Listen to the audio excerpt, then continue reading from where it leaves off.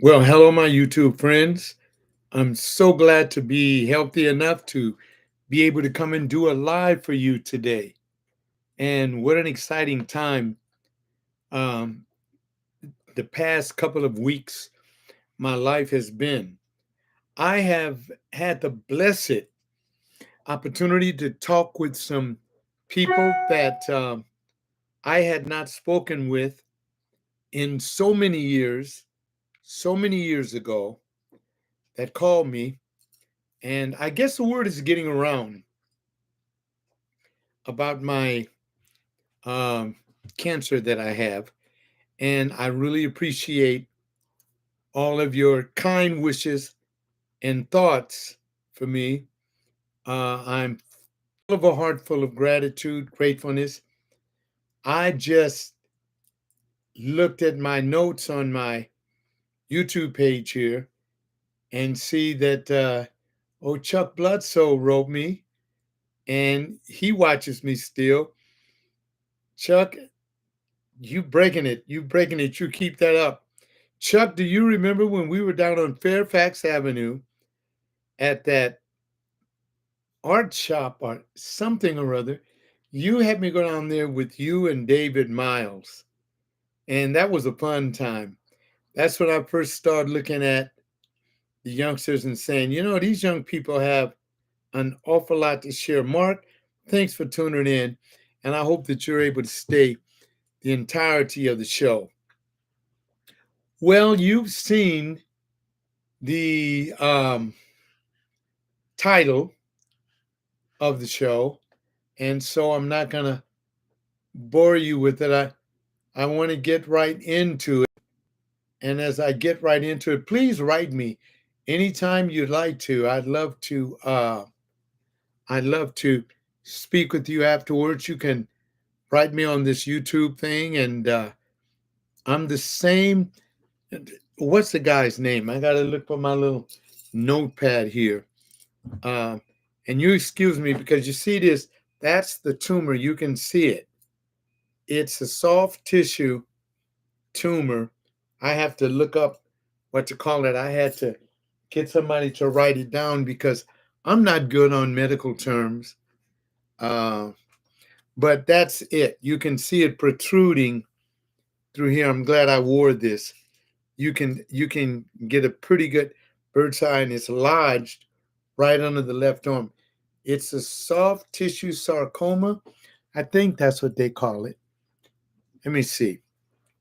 I had a friend of mine that was with me that wrote it down, and now I can give a more clear uh, objective of what I'm suffering with. And I want to say that Bashar called me. Bashar told me that he and his dad were listening to me on the radio years ago. And he said he often wondered what happened to me. Well, that's what happened to me. That's what happened to me. Let me see if I can find it here because I had someone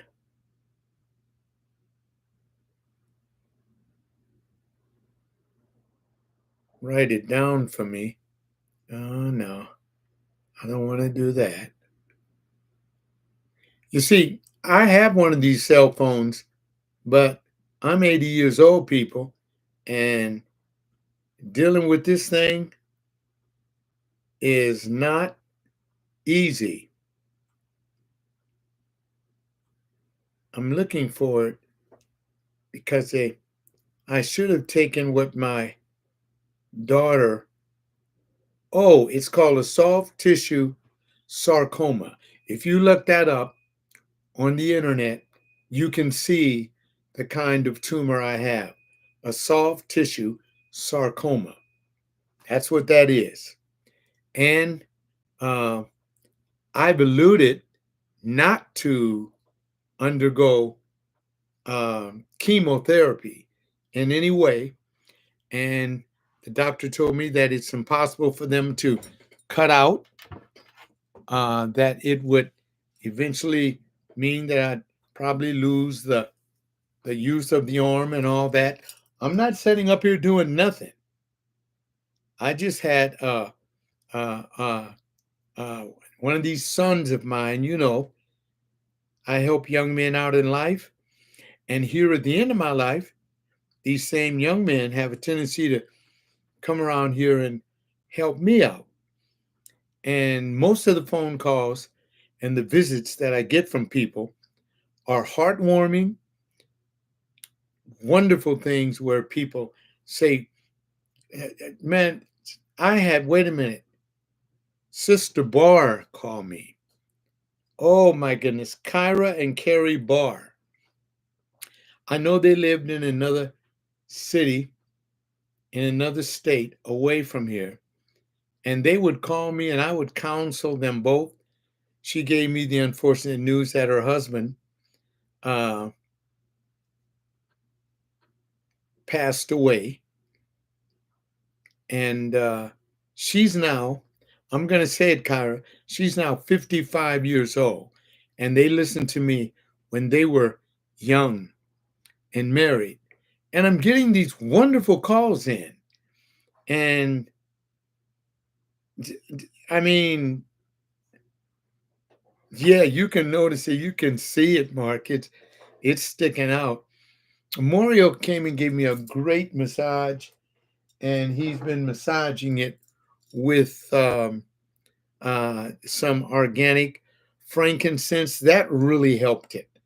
That really helped this Tommy. I call my tumor Tommy. That's his name. Gave it a name. And then I have this tea tree that I massage it with. And I'm going to show you what I use. Using these natural organic ingredients. And this is hemp sap. If you can get this, oh, that stuff it's taken from the hemp. Yes. Wait a minute. Ooh, that smells good. It is wonderful. And the tea, yes, the tea tree is definitely good. And Mario also brought me some tea bags. I think it's sassafras tea, whatever kind of that. And I take that and it keeps my system flushed out. And so I'm doing the natural herb thing. I am still smoking my pipe. There's nothing in there now. Sativa. I still do that. I've never listened. Now, I should get the edibles because this goes into the lungs and you want to keep your lungs clear of a lot of things. So, a lot of people have been calling me. I've been getting calls from people that love me. I was told by one of the callers that the white apologist, what's his name, Craig? Oh gosh, I want to get his name right, but I heard that he passed away.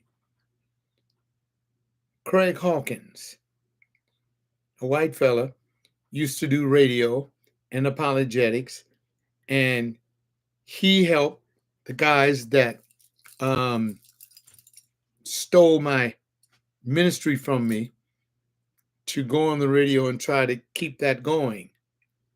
And he died. I don't know what he died of, but each of us have to die. I tell people this. As a matter of fact, I'll get into the phone call that I got today. And I need you, my viewing audience, to help me because I'm going to ask you a question as to whether or not um, how I should feel about this guy. Um, Let me tell you this. I have told people I'm still doing studio work. Don't pay me any attention. I have told people over the years that if I tell you something about me, that is me. You don't have to worry in your mind whether or not um, whether or not you are dealing with the real me. I am who I say I am. And if I tell you that I'm that way, and I'll always be that way. If I tell, let me give you this. If I tell you that I love you, I don't care whether you're a man or anything. I just went to Charles Bloodshow's YouTube page because he wrote me. I don't know when he wrote me, and I went to it and I saw him break dancing and doing all that. I saw that talent in him when he was with me at the vet. He lived right on the other side of Overhill, off of Slauson in the Baldwin Hills area, when he was with his parents. I remember when he first came to the church, and he was a young man, and he recruited and brought a bunch of young. That's why I had a young church. I didn't have an old black Baptist church. I didn't have that, or an old black AME church. I had a young, black, healthy Baptist church, and I was in my 40s, all right, when I took over the pastorate, and it was a wonderful time. And Charles Bloodshow was one of them. And when I went on the radio, what you say, Mark? Of course, Mark. Mark says that he's glad that I'm staying active. Mark, I'm going to stay active. Hopefully, the only time that this is how you will know that I have shoveled off this mortal coil. The, you will know that I shoveled off this mortal coil when the person that I gave the ownership of my YouTube page comes on and does a live and says, PJ died last night. And they'll be smiling and laughing. And if they're with me when I have my last conversation, I hope they tell you what I said. Did you see the way that Carlton Pearson died? He died with honor. Carlton Pearson was really suffering before he died. He had that thing around his neck because he couldn't even hold his neck up. Whatever he had. So whatever I have, I welcome it. I tell people, listen, this cancer is mine. I have cancer. If you have, and let me give you an inkling, if you have an inkling to pray that it disappears, well, if I use these things that I've been using and it shrinks, okay, but it doesn't have to disappear to make me feel good. I have to put my pillow under it because that's how you keep it. See that? Because sometimes it has a life of its own. And when it does that, it hurts. And Mario was here to visit me. Mario, I'm so proud of him. I'm so proud of those of you that remember Mario Canto. He came by. Mario, what you doing? Step in here a little bit. I want you to see the first young man that came to my house years ago. First young man I took in to live with me. And he came by to visit because he's getting ready to leave to go see his son. That's Mario Canto standing behind me. Mario, I'm talking to my YouTube audience, and I just wanted them to see Mario massaged Tommy last night.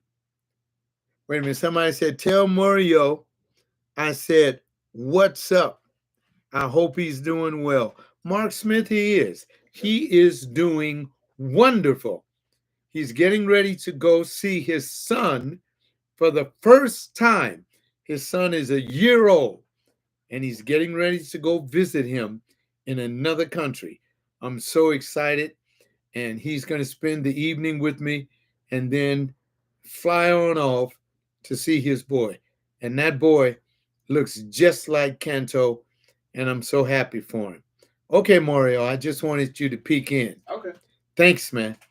I don't want you folks to think I'm here alone and languishing in my house because I got Tommy Toomer here. because he's doing, see, Tommy Toomer is doing his bit. Let me talk to you seniors that have this, or even to you juniors that have this. Any of you that are suffering with the cancer, stop belly aching. You don't need the whole church to pray for you. What are you praying for? He that begin it will end it. Now, let me tell you about this phone call that I got. Because I told you that I wasn't going to do another cast unless I felt like it or I had something important to talk about.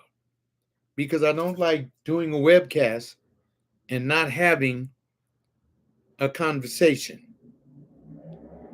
And I want to say this, first of all, to Zarek Steve Reamer.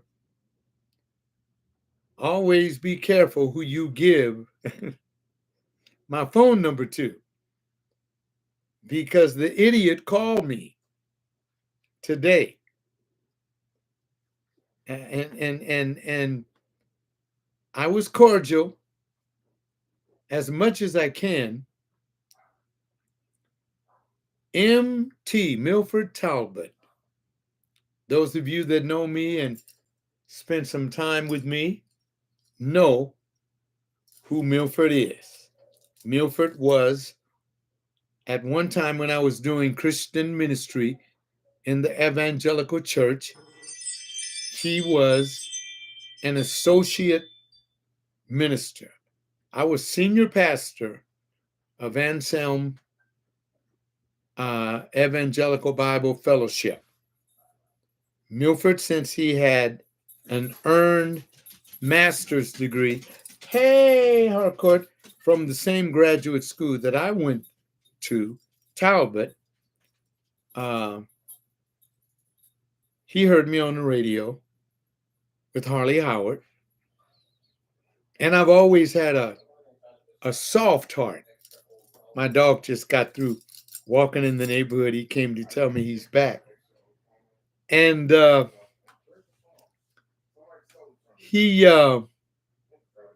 you hear him talking.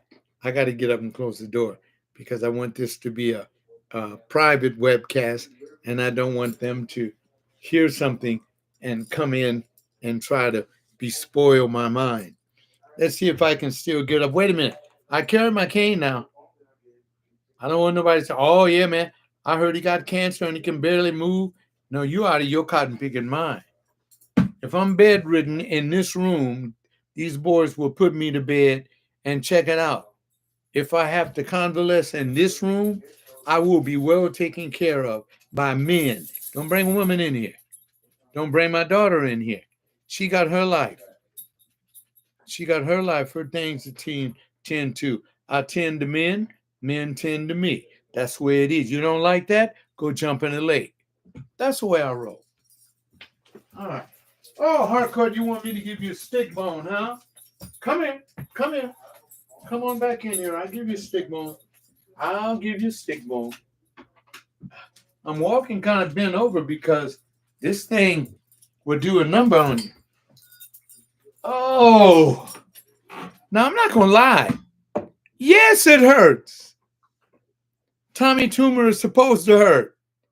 This thing is eating. What are you talking about? Does it hurt? PJ? Yes. Is there anything I can do for you? No. I have some men over here watching after me, and my daughters know them and they approve of it. Stick bone for my dog. See, my dog just saw that. And my dog comes in.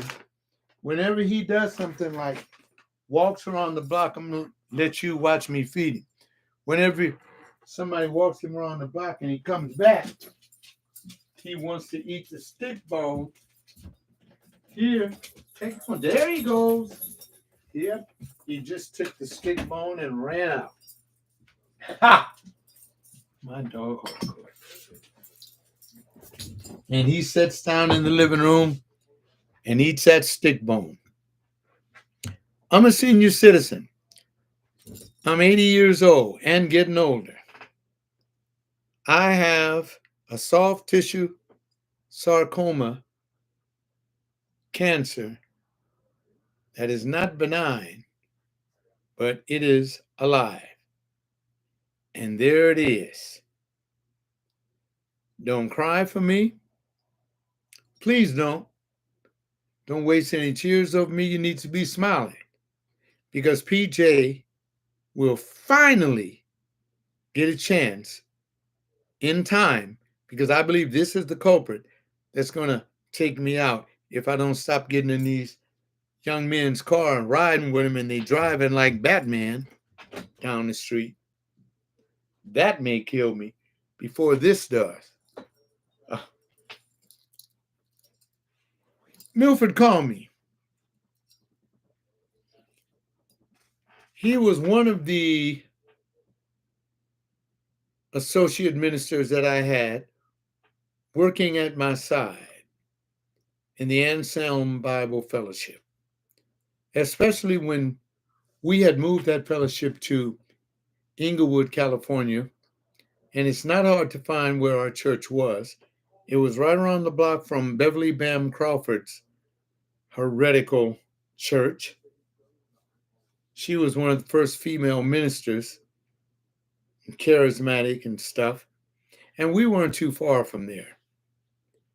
That was at the time when I was on the radio when I had met Xerix and really got involved with Kushak theory. And a lot of young men, in that church. I've always had more men in the church than women. I don't know why.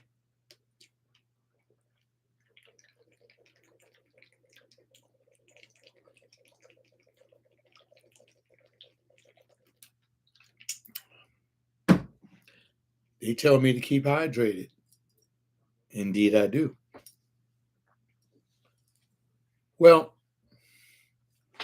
Milford was my associate minister. And I'm not going to say anything negative about him. I'm mentioning him, Milford Talbot, because he called me today in my home here. I'm assuming that he got my telephone number from Xerix. I'm assuming, I don't know, because I haven't spoken with Xerix and I don't play telephone tag trying to find out about people. But I'm doing this webcast because I said, oh my God, I've been looking for a subject matter to talk about. Who is Milford Talbot? That's what I'm about to share with you. Chapstick. I remember when I was coming on the radio, KKLA, 99.5 FM. I have copies of the shows. You can ask anybody that know me. Yes, that's the John Coleman that was on late night radio talking to the entire black church in Los Angeles, warning them against heresies and lying preachers that were telling them ridiculous things only to get their money. That was me. That wasn't Charlton Davis. That wasn't Daryl Fulton. That wasn't any of the other guys that come on trying to sound like me and maybe saying negative things about me because you want to hear the truth. I never listened to one of their radio shows. Never, ever. God never called them to do that. Most people get involved in doing so-called Christian ministry, hear me out, for money. You don't believe me? Look at Joel Osteen. Huge church. You think that man is wanting for anything? Well, who do you think owns the deed on the so-called Faith Dome? That place that Fred Price was in before he died. And it's amazing that I'm still around because I'm saying to God all these years, all these people dying during COVID and everything. And I'm saying to God, well, when you going to take me out? You know, the Bible says there's a verse in the Bible, there's a verse in the Bible that says, there remaineth a rest for the children of God. Well, I need mine because man, look at here. All the years that I was in ministry, I was working. Now, I wear my little thing here because whenever I go out, I try to let people know. And we're going to let that be unknown. I'm going to put that over here. I ain't taking no calls while I'm doing my webcast. I'm not doing that. But I wear this to let people know that I'm a spiritual man and that I yet have connections with the Most High. And I want to premise this YouTube live by saying that. And I hope you folk can stick around. I'm taking my time with this because I must ask you a question of whether I was right or I was wrong when Milford Talbot offered to pray for me about this Tommy tumor under my arm. I'm going to tell you what I remember, and then you know why I won't take chemo. Because you see, if I take chemo, that affects your mind. Sometimes you get Alzheimer's, dementia, you don't remember where you've been, what was said, what you said. I remember everything that took place in my life since I was 5 or 6 years old. If it was an event that had meaning, I recall it. I recall it. Me and Mario were talking last night, and we were talking about, he said, remember, old man, when I said this? And I said, yeah. And I said, I remember everything. So I'm not taking no kind of medicine, no kind of treatments that's going to take away my mind. I got a message for you older people. Listen to me, senior citizens. I'm 80 years old. Don't try to compliment me. I may look like I'm 50. I'm 80. Why am I 80? Because I took care of my damn body. I didn't smoke no crack. I didn't take crystal meth. I didn't tell you that I never used it. I just said that that stuff did not become habit forming. I didn't dye my hair. You know, people say, I remember a good friend of mine said, how can you have all your hair and I'm 15, 20 years younger than you and I'm bald headed? Was you dyeing your hair? Were you putting that stuff in your head? Peroxide in your hair? You killed the nerve endings on your scalp. I never did that. I used to tell them in that church, don't tattoo yourself. Don't put that artificial stuff on you. And then when you get old, you wonder why you look all tore up. That's another subject. While I was in Anselm, and most of you that are my new viewers on YouTube, because I haven't told the whole story. If I told you the whole story, you would know exactly why I'm kind of happy that Milford Talbot called me. And some of you that know me and you know I'm still alive and you continuously come to my YouTube page, I will speak about you if you come up. Not afraid of you. I know what you did. I remember what you did. I'll never forget what you did. And don't ever try to pray for me if you prayed on me. Oh, I want that to sink in. Did you hear me? Don't try to pray for me if you have prayed on me. Y'all get what I'm saying? Don't try to offer up no Casper the Friendly Ghost words Casper the friendly ghost. Oh, in the name of the Father and the Son and the Holy Ghost, I pray. I pray.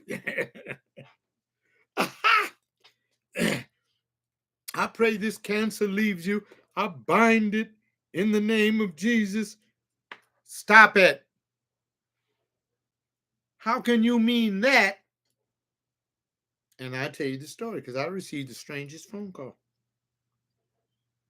I don't want you to be naive.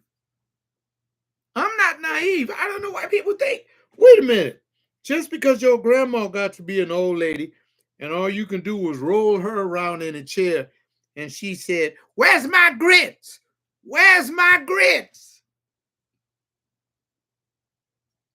I like my grits at a particular temperature. You don't bring me no cold grits that you can cut with a fork or a knife or a spoon. They got to be hot and they got to be made right. You know what I'm talking about, Mark. You know what I'm talking about. You know how some people think they can cook and they bring you a cold plate of grits? Well, that's where I felt when Milford was talking with me and he asked me a question before. He hung up on me. I didn't get a chance to hang up on him, people. He hung up on me. Wait, he called me and he hung up on me. I don't know what he thought he was going to hear over here. That's right. Boy, I love you, Mark. See, he ain't playing with it. L Green hot. That's right. Then I may eat him if I didn't ask you if your pot was clean. Now, you excuse me, but I have to take just a little puff of this. Just a little puff.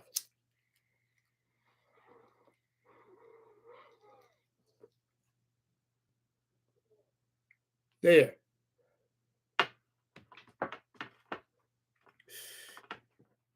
See, a hypocrite church folk would say, you can't be a man of God. You just took a hit off of a sativa pipe. I sure did.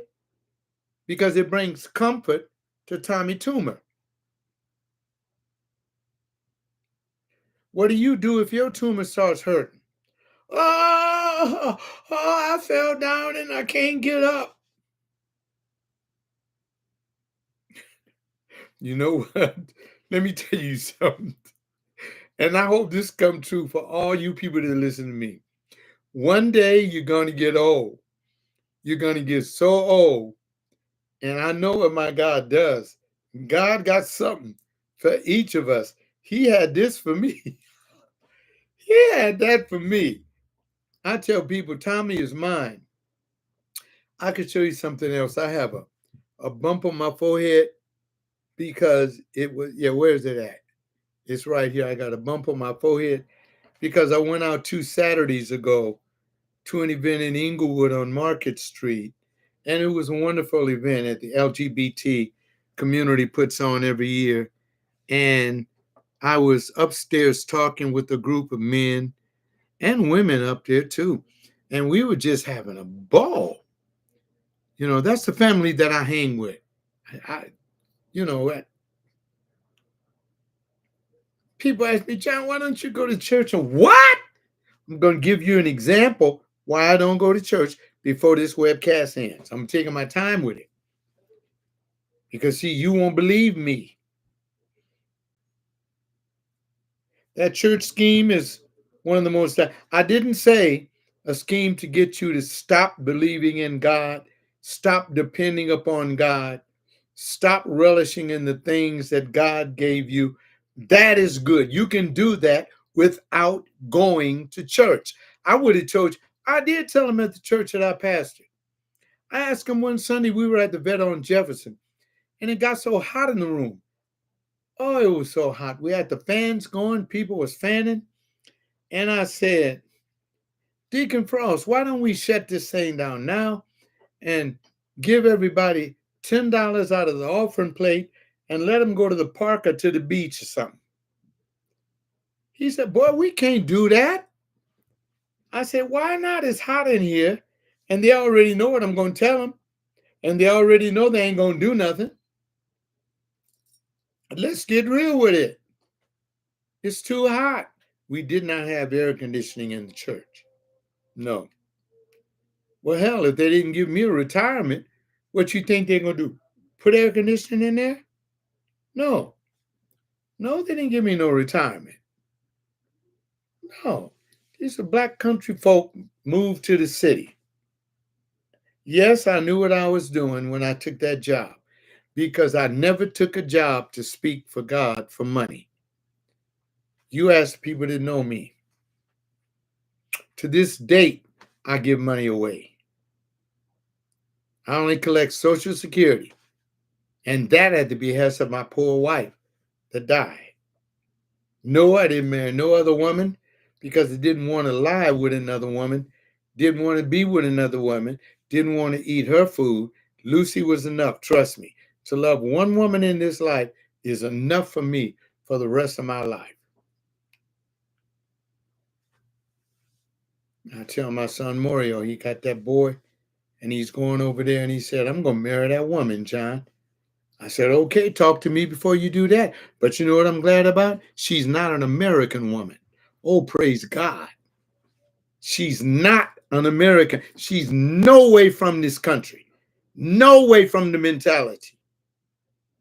And definitely ain't one of these church women that lies half their life. Not all of them. Don't get me wrong. This is PJ just talking to you. Because see, you think I'm over here because I got this tumor that's malignant, that I'm over here. No, I'm waiting on one of you idiots to show your true colors. And I'm going to tell you about Milford Talbot in a minute. And trust me, I called him and told him back because, you know, on these phones here, on these phones, all you do is when they call you, it leaves a fingerprint. So all I did was went back to the fingerprint and said, oh, yeah, there he is in Florida. Okay. And I called him because he should have been home. I know he was there. And I left him a long message. And in that message, I told him I will be doing a YouTube live explaining it to my friends, to the people that loves me. Man, you know what, people?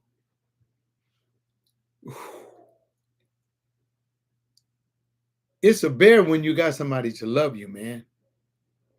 And I ain't talking about no lust. I'm so sick of people thinking that every time PJ talk about love, they think about somebody getting naked. Fool, I wouldn't want to see you naked. All right, stop dreaming. Anyhow, all right, I'm not talking about that. I am talking about I have people that love me. I have two men talking in another room that love me. One broke down in tears one day. And I said, what you crying for? And he told me the truth. He said, you know how hard it is for young men with a penny ante job to make it out here if he don't have a collegiate education in doing that? I said, hell yes, I know. And he said, you took me in. When no one else would take me, you took me in, old man. And he came up to me and he hugged me. I said, that ain't necessary. He said, yes, it is. Because all they trying to do is beschade you. And you never been. He said, you are a good man. I said, yes, I'm one of those. I'm not a man that wanted to be a preacher, wanted a big ministry, wanted a bunch of money, wanted to write some books. Still haven't wrote my book. Mario told me yesterday how to write the book. No, I'm not writing nothing. Let these sharecroppers say what they want to say, man. And you think I'm concerned about that? I had one friend of mine, he didn't like the fact that I put out that I was a gay man. And I told him, you don't ever speak to me again. Well, I called him 2 weeks ago. I said, I didn't want to do you this way. We've been lifelong friends. I got cancer. It may kill me in 18 months. I thought I'd let you know. Oh, we'll be praying for you. I said, don't waste your breath. What you praying for? What you gonna get your congregation to make them think like they've done something? As it is appointed unto man once to die, after this the judgment. Did I quote it right? I welcome all that. And I'm talking about who judging me? Jehovah Jireh, God, the beloved, the most merciful. Let him judge me. Not Farrakhan, not Betty Boop, not Diddley Squat. What?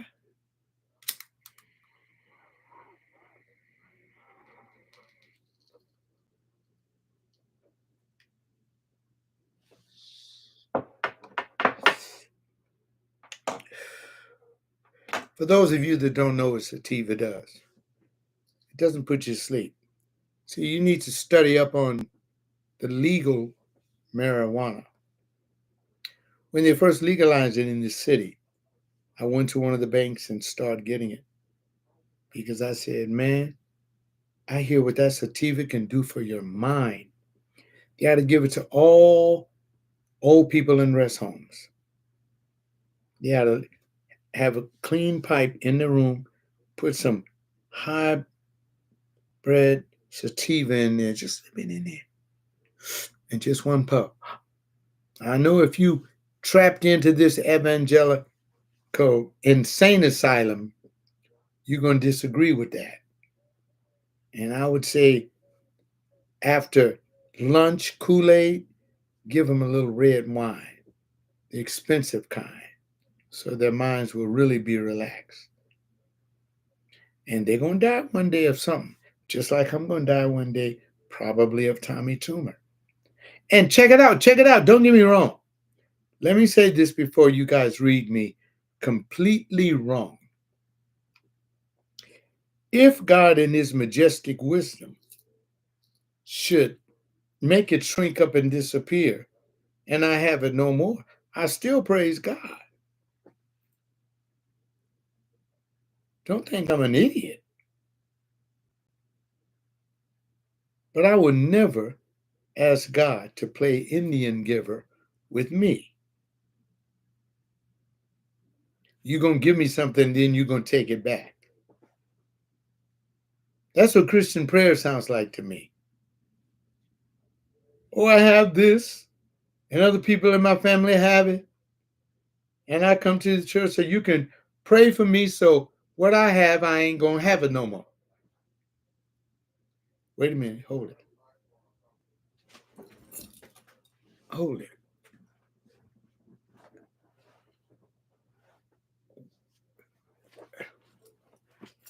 Did I just hear you read in the Psalm somewhere where God gives perfect gifts, right?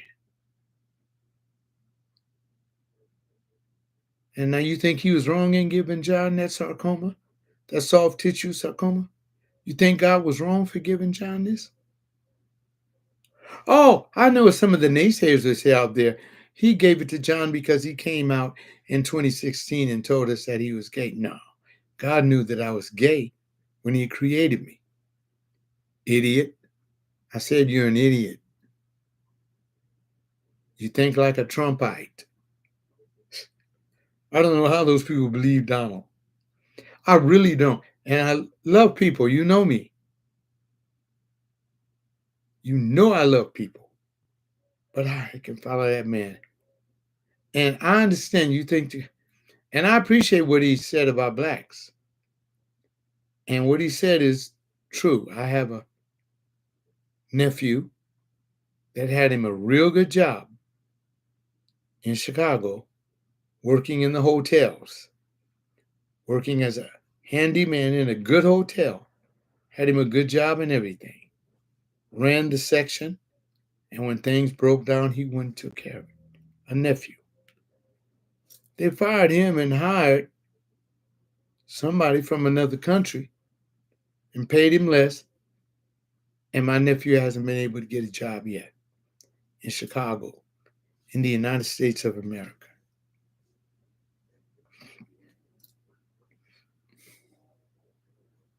The same nephew that I brought out here to Los Angeles to live with me shortly after my wife passed away. And he went on one of my electronic devices and found certain questionable websites that I went on. And he hasn't spoken to me since. That's been almost 10, maybe 10, 11 years. So I know how some people can be affected when they learn that certain people are gay. You should have watched the New York City Pride Parade. I watched it on the 1st of July because I missed it on Sunday. Sky News has it on their YouTube page.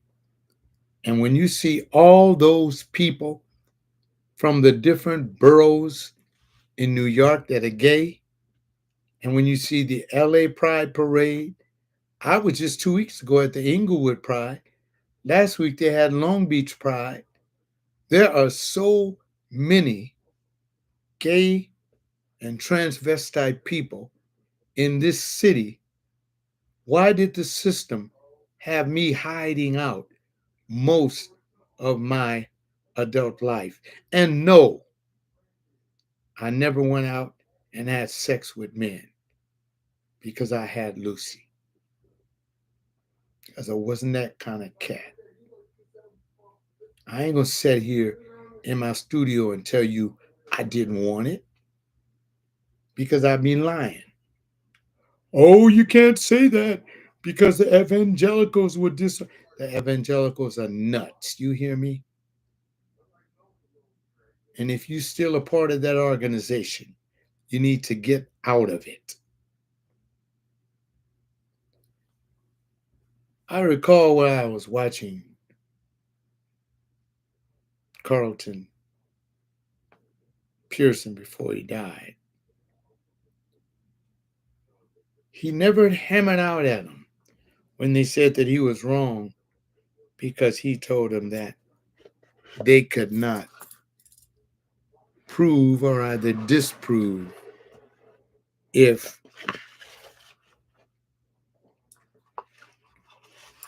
there is a Holy Spirit.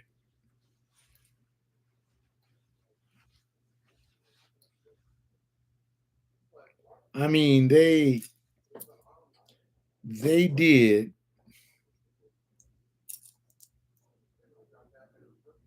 it's what I got left. And guess what? I'm gonna smoke it. I'm 80 years old. It eases my mind, makes it clear. Is what I'm saying right? It's like the name of this weed, paradise.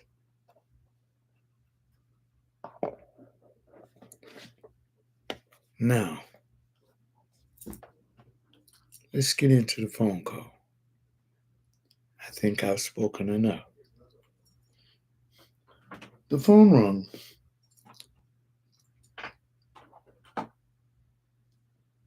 And I saw that his name showed up because I had his name and number once in my phone.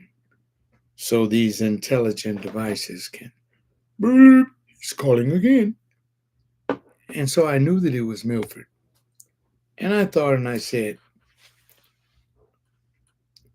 should I pick up the phone? Is this the same man that had a padlock put on the Anselm Bible Church doors to lock us out after going to the city fathers and telling them that we had too many people coming to worship there and it was a fire hazard? And the fire marshal came to the church and put locks on the church and locked us down, and we could not worship. Milford Talbot. If I'm lying, I'm flying. Is that the same Milford Talbot that came to me and said, we need to go to the people and tell them that we need the Bishop's Day. And I said, well, we have the Bishop's Day, Milford, every Sunday when we preach. I preach 3 Sundays a month. You preach the fourth Sunday. And I asked him at that time, you want money? You want them to pay you? Because at that time, it was a small house church. I was the only one getting paid. I have the earned masters. Milford had his too. That's when I started asking the men, which one of you want to be the pastor? Because you're looking like you're greedy. I'm trying to teach you people something. This is the way they do it to you. Oh, no, no, no, John. No, I don't want to be the pastor. Oh, okay. I remember I had them all in the car one day and I said, look, I feel in my spirit that one of you want to be the senior pastor. You can have this because I can give me another job, which I did. I became a philosophy professor. And I said, my wife can work from home and we gonna eat. I said, I told you, God called me to preach, not no organization. And remember now, Milford graduated from an institution that believed in hierarchies, bishops, magistrates, and all that stuff. I didn't come up like that. J.B. Stanley was an independent Baptist preacher. Milford came and said, we need an anniversary. And I said, I've never had them give me an anniversary since I've been in this church. An anniversary, for those of you that don't know what that is, the month that the pastor came to be the pastor of the church, every year, church has to celebrate that, and in doing so, bring him gifts of money, food, get up and say wonderful things about him. Most of them are lies. I said, we'll never have that in this church under my leadership. He didn't like that. Milford Talbot that called me today. So what did he do? He goes to the congregation and he tells them about something or other that I did. Milford, if you watch this, call me and tell me what it was you told him I did, whatever that was. And got them mad at me to and so that they take him as a pastor. That's when I started asking all them wannabes. And you can tell who they are because they show themselves as teachers, you know, and they see themselves as great men and women.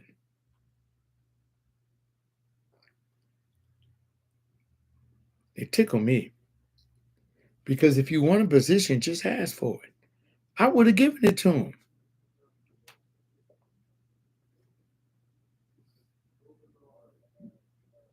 Is this the same Milford after months of knowing him? I invited him and Charlton Davis and all those other guys from other churches and thing to the radio booth with me down in Glendale.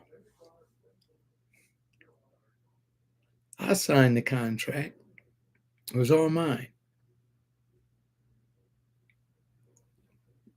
This is the way they do it. You need some staff to go down there with you because what you're saying about these churches, these people will hurt you.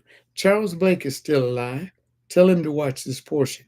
He remembers the time because one of his deacons called me on my radio show and said, we subject to come down to that parking lot and give you what you got coming to you.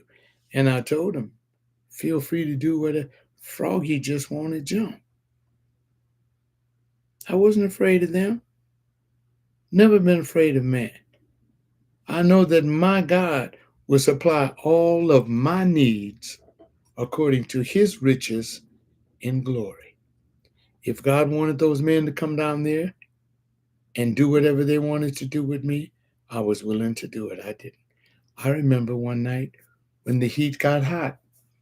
I asked Milford, come on down. I think I was tearing into Clarence McClendon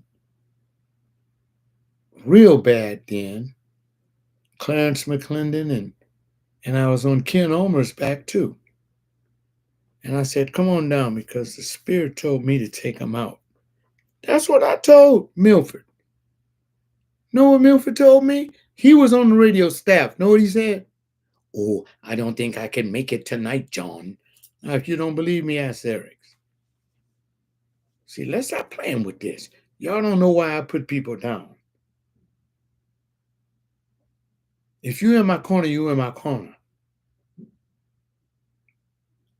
And you don't tear things up while I'm building behind my back and then wait for me to get cancer to call and punch the last devil in till God takes the last breath out of my body and I have a brain that can conjure up words. Be careful, people, because if you knew me and I knew you, I know that you know I know.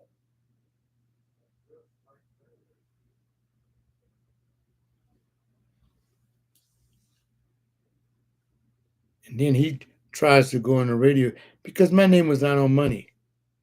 Darrell Fulton's name, he was a treasurer. He's the one that kept the money. We had our little Sunday meetings at our churches in these complexes where we met. The money was collected. I'm assuming because I had officers that were entrusted. I never saw money. My hands were not on money. Oh, I can tell you another story before I finish up on Milford. No, I'll save that for another time. Remind me to tell you the story about the $1 million gift that I was too pure to receive. Darrell Fulton, Ralph Fulton, you know what that's about. Because, see, I got guys that still listening to me. They won't come and talk with me. They won't think they, you know, and then, oh, have you heard about John? Have you heard what about John? Watch this show from the beginning. From the beginning. Not only am I dying, all of us are dying. What's the matter with you guys? All of us are dying. I don't know no monkey's uncle that's going to be here for more than 100 more years. Now, what you got to do is figure out how are you going to deal with your dying. I done figured mine out a long time ago. I'm glad that my colonizers gave me that religion for this reason. It taught me about Jehovah, because when I study him independent of culture and traditional practices, my heart is at ease. Let me give me some more protein. Yeah, see, my heart is at ease. I'm not like a lot of older people say, oh, did you hear what happened to Bishop Jakes? Y'all need to leave that alone. Ah, yes. My last one. I'm not going to show you the kind it is, but it's protein. Maximum protein.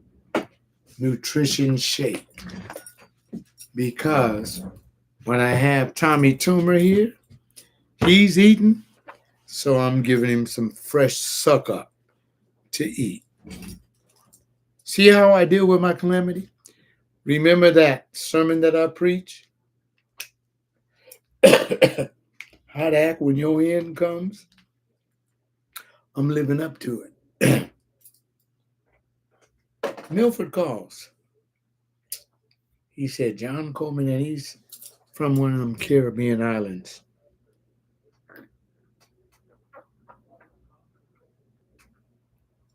So he has this distinctive accent. And he said, John Coleman, this is, I said, I know who this is. It's Milford Talbot.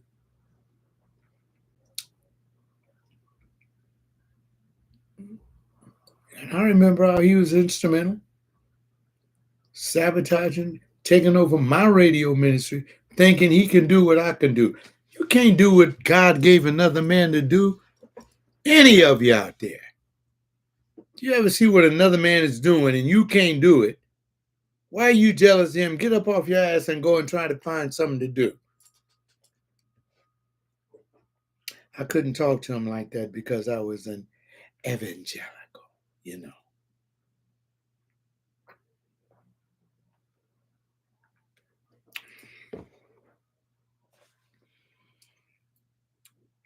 So he was a part of that. He calls me. He shocked me. He told me that he's married. I said, wow, congratulations. And he tells me, all he had to tell me that he's married.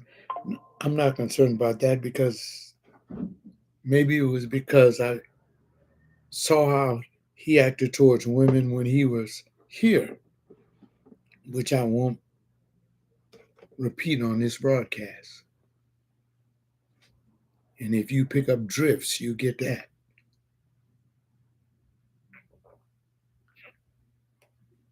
He's very much so into the women of the church, very concerned about them.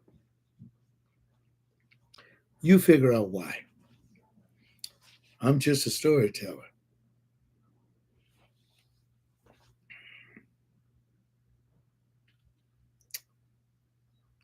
I said, well, congratulations.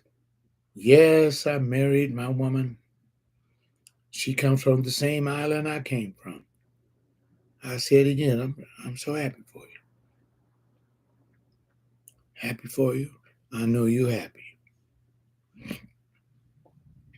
I didn't say a word because I'm not that kind of a man, people. And I'm waiting during the conversation on him to, because this is the first time I speak with him since I was sabotaged out of ministry.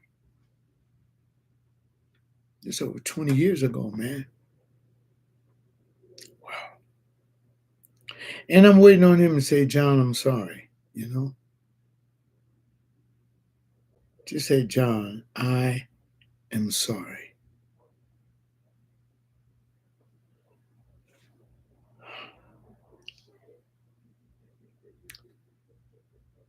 And so I knew why he called at that moment. And it wasn't to say that he was sorry about my cancer, but it was to gloat in the fact that I am dying and that I was aware of him knowing it. And so I disclosed everything to him about my tumor. And I said, I'm very happy with it. Oh, John, you know, the way he talks. Because, see, when you've been colonized in your mind, everybody dies. Why is that so difficult for me? My wife died in 2001.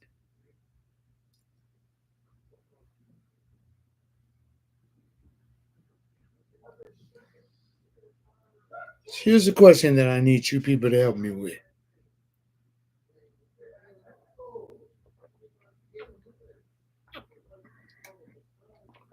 He has to know about me being gay. He didn't say a word about that. And if he spoke to Xerix, I know that he spoke about more than one or two or three things because Xerix is a true disciple of mine. And we'll talk and tell him because I have nothing to hide. But he said, John, let me pray for you.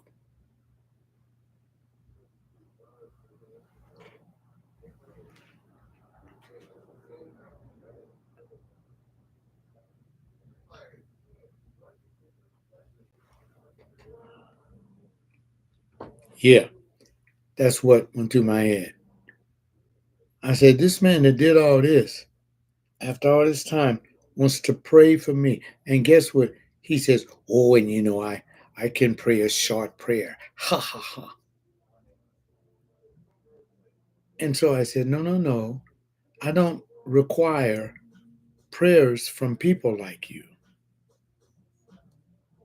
No, those are the people that I sign on the dotted line with. Have, pray, have you prayed for me and you put a lock on the church door? Have you prayed for me? Uh, all the other stuff. I'm not going to talk about Milford because I know you're going to watch this. I said, I don't need you to pray for me. I said, I haven't been in church since, and I gave him a year. And he said, my God, that's over 20 years. I said, if I live another 20, it'll be over 40 years. I said, oh, I still love God, but I lost an awful lot. Now I'm coming to the end of my days, seemingly. How do you think I ought to feel? Don't pray for me. I don't need you to pray for me. Here's a question to my viewers. Was I right for saying that? Was I right to stop him from using Christian jargon to spew words at me? He finally would see himself. Remember, I did that webcast about uh, jealousy, professional jealousy. That's what that is. It's deep, man. You got to watch that stuff. It's like a cancer. And what did he do when I said that? He said, well, anyway, I know where I'm going, man. And he hung up on me. Why did he say before he hung up he knows where he's going? I want you to figure that out. And then you know the character of Milford Talbot. And you know why I did this show.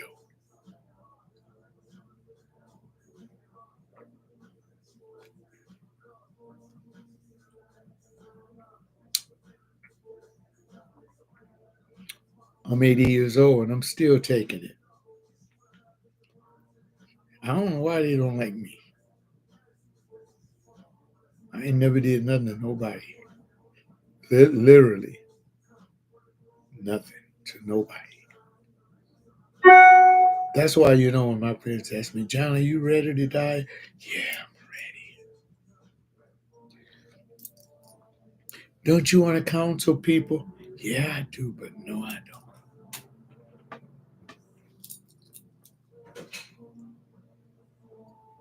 Unless my friends, like they called me this week, and that was God speaking through them to encourage me. That's how that was. God was saying, hang in there, John. Keep telling your stories on YouTube. That was God. See, I love it when you do me like that. Because when I was on the radio, it was like that. Them boys said, how do you know what you're going to say? I said, God, fool. You're not open to him. You're trying to see what made them people send that $30. One of them asked me one day, was in my office in the garage. And he said, how you get them people to send you all that money over the radio? Oh, and you know who you are that's listening to this. I'm not even going to mention your name. I knew what you was then. Because when I do my next cast, when I tell you about a man called me up from hearing me on my radio show. He lived in Inglewood, told me to come to his house and he would write me a check for $1 million that won't bounce to put it in my hand so that I can do radio like this. And he told me to kick them other guys off that you got in the booth with you because they ain't got nothing to say. And he says, and I'll have my attorneys write up this $1 million that you can only use it for what you're doing on radio like this. And I said, I would be happy to. Are you for real? That man told me, yeah, he was for real. I went over there. And one of my officers knew I was going over there because I have to tell the church about these things.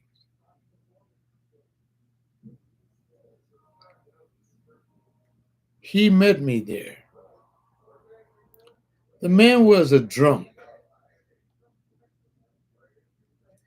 He had the money because he worked for a legitimate organization and he had performed the services for this organization that guaranteed that he and his family were well off for the rest of their lives. And this man was an alcoholic, and he told me why he was an alcoholic. And I understand fully what he went through would make me an alcoholic.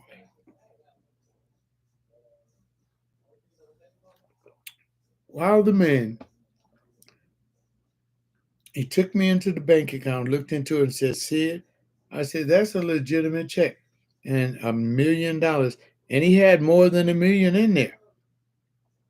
And he hit send, and the computer, the electricity in the room shut off or something. And so when the computer came back on, while we were waiting on the power to be restored or whatever happened, the Holy Spirit spoke to me and told me, "Don't take it." So while he had it on, raised it back up, he was going to hit the enter, and I turned the computer off. And my officer that was with me let out a holler. "Why did you do that?" Let me say this again. I want you guys to get the record straight. I ain't never been no money whore. Ever. Ever.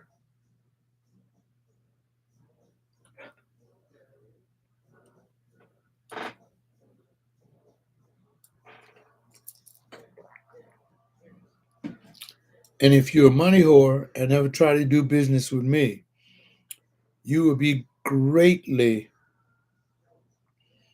saddened because I'll cut it off.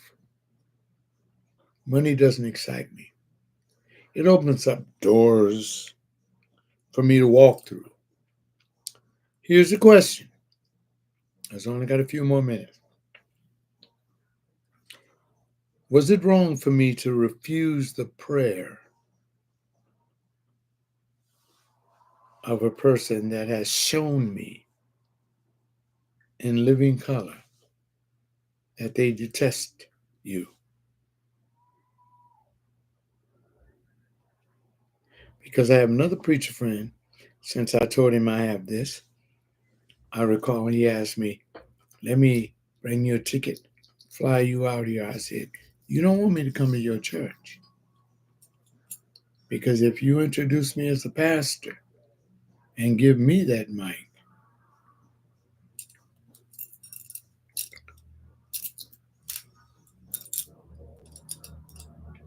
I have no friend but God.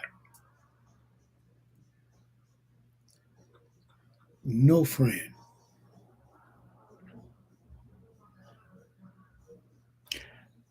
When I was a cleric, I never followed men in their organization. When men in their organization especially use tricks to deceive people and tell them what God has not said. And how do I know what God has not said? Because he's never said it to me, and I am the sage. See?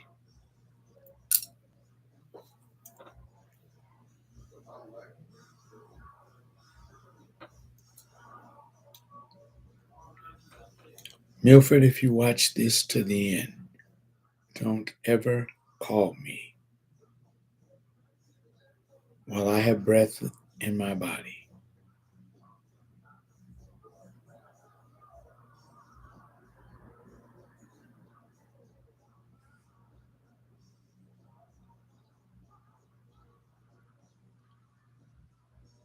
I just thought of another person in my home he was trying to convince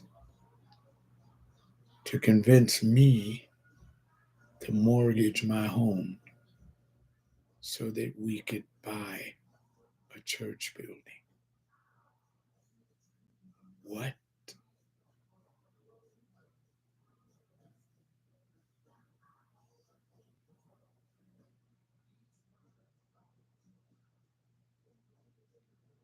And he was speaking to me today saying, oh, we have a lovely home.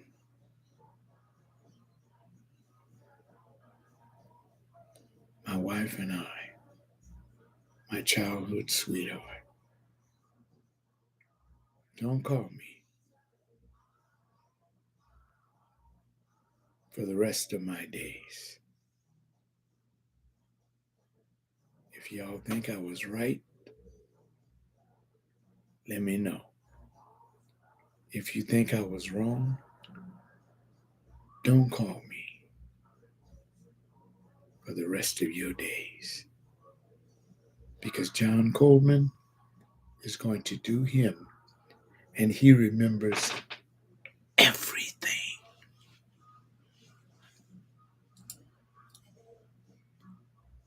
Everything.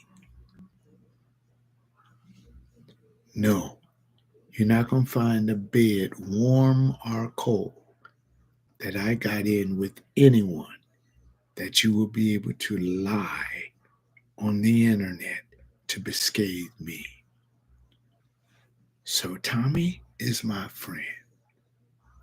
He gonna come and get me when the coming and the getting is good. And John Coleman, with his crazy expositional style of getting that message over to you, is saying he, like Carlton Pearson, ain't afraid of death. We welcome it. Thank you for coming to my stream today. I love you.